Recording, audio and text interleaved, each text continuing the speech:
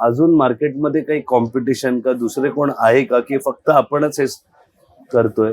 काही लोकांनी प्रयोग केलेत, आम्ही बऱ्याच ठिकाणी पाहिलेत की ते सेल्फी बूथ लावतात. तिथे कॅमेरा असतो, समोर उभे राहतात, त्या फ्रेम मध्ये तुमचा फोटो निघतो आणि ते तुम्हाला फोटो देतात. पण ही प्रोसेस आहे, याच्यामध्ये इन्व्हेंटरी इन्क्लूड आहे, याच्यामध्ये इन्व्हेंटरी इन्क्लूड आहे किंवा कॉस्ट आहे. याची cost just registration as a cost, तुम्ही QR कोड प्रिंट करा या पद्धतीचे सगळ्या तुमच्या बॅनर्स वरती याच्यावरती QR कोड लावा आणि सांगा लोकांना. इट्स सेल्फ एक्सप्लेनेटरी आहे. So it's very competitive solution. म्हणजे this is a virtual selfie booth. Virtual selfie booth या आपण त्याला बोलू शकतो. आता एवढे क्लायंट्स आपण केले 200च्या वर, किती फायदा झाला आयोजकांना यासाठी? आता रुहा वाईब्सच्या बाबतीत बोलात तर हा फर्स्ट इव्हेंट होता. अच्छा. पण याच्यामध्ये जिथं सोशल मीडियावरती इंडिव्हिज्युअल लोक जाऊ शकत नव्हती किंवा इथे जे फोटोग्राफर्स आहेत काय आहेत, ते जेवढे फोटो काढतील तेवढे सोशल मीडियावर जात आहेत. बरोबर. लोकांचा सहभाग होण्यासाठी या रुहा वाईब्सचा आणि आपल्या सेल्फी QR कोडचा फार चांगला उपयोग झाला. कारण प्रत्येकाने स्वतःसाठी फोटो काढला आणि तो पण सोशल मीडियावर गेला. आणि मला वाटतं एक फोटोग्राफर म्हटलं तर फोटो मी आता काढतोय, पण तो अपलोड करायला मी डेटा कॉपी करणार, तो क्लीन करणार, क्रॉप करणार, जे काही फिल्टर वगैरे लावायचे लावणार, म्हणजे ती पूर्ण प्रोसेस यांनी स्किप होती, इलिमिनेट होतीये.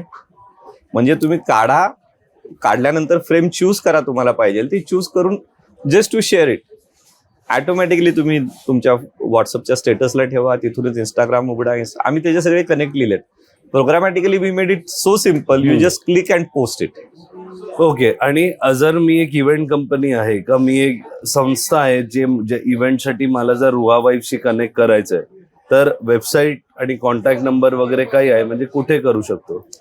vibes.ruha.co.in म्हणून वेबसाईट आहे. त्याच्यावरती पूर्ण एक्सप्लेनेटरी सिस्टीम अवेलेबल आहे. तुम्ही तिथूनच परचेस करू शकता.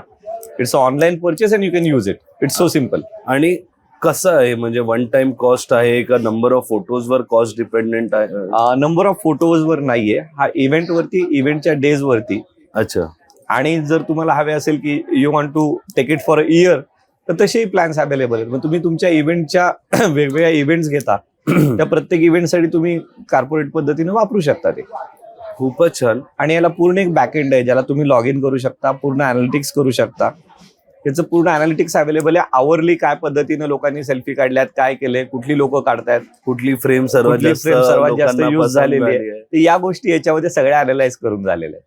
म्हणजे आणि हे तुम्हाला फार सोप्या पद्धतीनं as a management you can get immediate screenshots out of it. हे खूपच पायनियर आहे. जसं आपण सुरुवातीला इंट्रोडक्शन मध्ये बोललो, एक डिजिटल व्हर्च्युअल सेल्फी स्टँड. अच्छा. व्हर्च्युअल आणि डिजिटल असल्यामुळे नॉर्मली आपण 1 का 2 फ्रेम ठेवू शकतो. तिकडे आपण जास्तीत जास्त किती अशा फ्रेम्स ठेवू शकतो? साधारणतः पर डे, आता इथं 4 दिवसाच्या पर दिवसाच्या 25 फ्रेम्स आहेत. दिवसाच्या बदलणाऱ्या कार्यक्रमाप्रमाणे फ्रेम्स बदलल्यात.